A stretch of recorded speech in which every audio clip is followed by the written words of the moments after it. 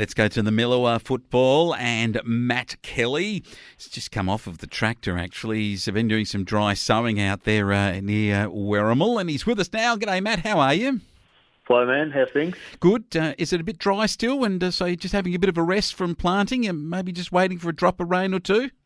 Yeah, that's right. We've hopefully we can pinch an inch of rain or so in the next few weeks. It'd be lovely. So yeah, a lot of guys around here are either dry sowing or preparing to strike a blow. All right. Well, they struck a blow, the boys from Bamble. Bradley Congress booted 11. The side booted 37 goals, 26 to the poor old Maringa boys, 1 point. If the first match where they showed some real promise up to half-time, Maringa, against you, then suddenly they come up against the side. Now, I was sort of looking through the team sheet, and they got all the way down to about 16 players who actually kicked a goal in this, so they were really sharing it around. Yeah, I think the Bamble boys would have been pretty keen to make amends for their loss in the first round. They would have been reasonably confident of picking that one up, I think, against Dane Swan's goalie. But I think, I guess, Bamble will be one of the better sides this year.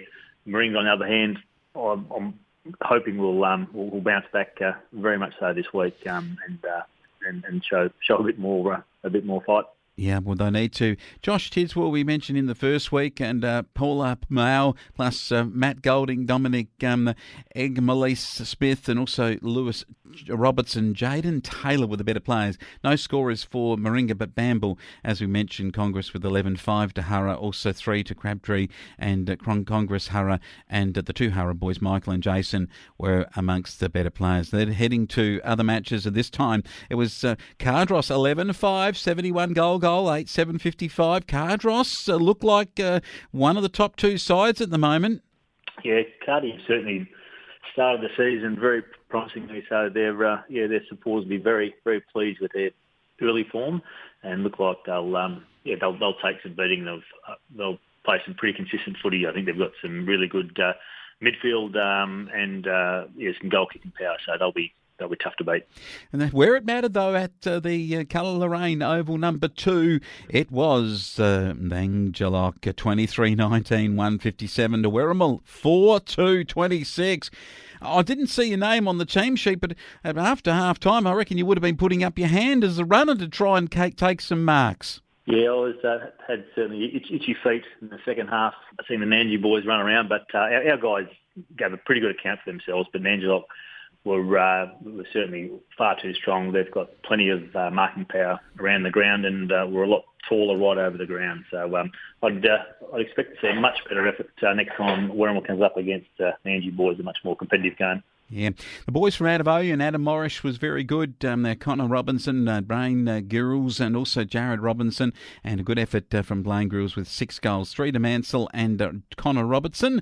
And it was tough going for the boys from Werrimal. You named Luke Charles, Lockie Hutchins, Joel Perry, and Kai Thompson as your goal kickers, and Dylan Scutcheon, Lockie Hutchins, Kai Thompson, David Fivaleki, and Dawson Kay and Bailey Adams were your better players on the day. The netball courts, there was plenty of grades. You guys go pretty deep in netball. Any comment on the girls' opening home game of netball? Yeah, the Werrimal girls played very well, and they won all the games bar one.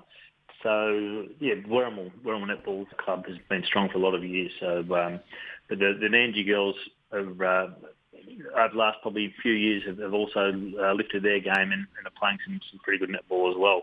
But, certainly from a Werrimal perspective, there's always been some pretty solid numbers, and the quality's been strong for a long time also. In the women's football, Nanji don't have a side, so Werrimal missed out on playing. The other two games, Bamble 17-13 beat Maringa girls 1-1. And that was a pretty good effort for the Bamble girls. Jamaica Douglas, good for them. Amelia Mitchell, good for Maringa. And the goal was kicked for Maringa by Amelia Mitchell. And it was a great performance by 5-goal kicking Jamaica Douglas and Lois Taylor, both booting 5 goals for Bamble. Bamble in that match, and in the other match, Cardross 6-2-38 beat Golgol 3-6-24. Let's head to this week's men's football matches, and it's going to be a moment of truth that arrives for Wirramore after last week. You've now got Bamble, who absolutely poleaxed the poor old Moringa men last week. So that's the Mildura Senior College. What do you throw at them this week? Well, I guess the Bamble boys are hopefully still very smarting after their big win last week, and they'll be hopefully come out with a slow start. That's Wirramore's hope, I guess, for the commencement of the game. But Wirramore boys have trained very, very solidly on the track this week. Numbers have been good and energy's been high, so I expect a really good start from the Wirramore boys. But obviously it'll be a huge challenge to overcome the Bamble side all day. Yeah, going to be very much that. I did notice, just looking through, that they got Caelan Doring at full forward and Bradley Congress in a pocket. Will the big congressman take a pocket, or do you reckon he'll be absolutely thumping out from full forward? Well, I think there might be a bit of smoke and mirrors there. I do know Callum Doring, and he's certainly a very solid back pocket. But full forward is not. So I'd expect to see Congress coming out of the goal square. I think so too. First use of the ball will be important here, and Dion Smith in your ruck against Jake Roberts for Bamble will be a very good clash in the midfield with Thompson and Adams for you blokes, and also probably Scutcheon in there too will make a very important clash. Moringa get Cardross, and after last week at home at the Lake Colour Lorraine, I'm just going to tip Cardross. Sorry for you, Moringa boys, but after last week, I'm just hoping that you get a couple of goals early and to get some confidence up. Yes, the Moringa boys would be certainly hoping to start that game pretty well. Cardi are going to be terribly difficult to beat, though. They've got winners right across the ground. So, but first week for Moringa, they played some pretty good footy. So yeah, let's hope we see some more of that from them back on their home deck. Yeah, it's going to be important. These new recruits that are getting together for Moringa, and some of them haven't ever played a lot of footy before this year, which is really great to see them giving it a try and joining a footy club like Moringa that is out a long, long way from Mildura and a lot harder to get numbers locally. Just the farms have got much, much bigger. So good to see people coming out and having a game for the Moringa club, and they'll get better as the season goes on. The other match, Golgol and Nangelock.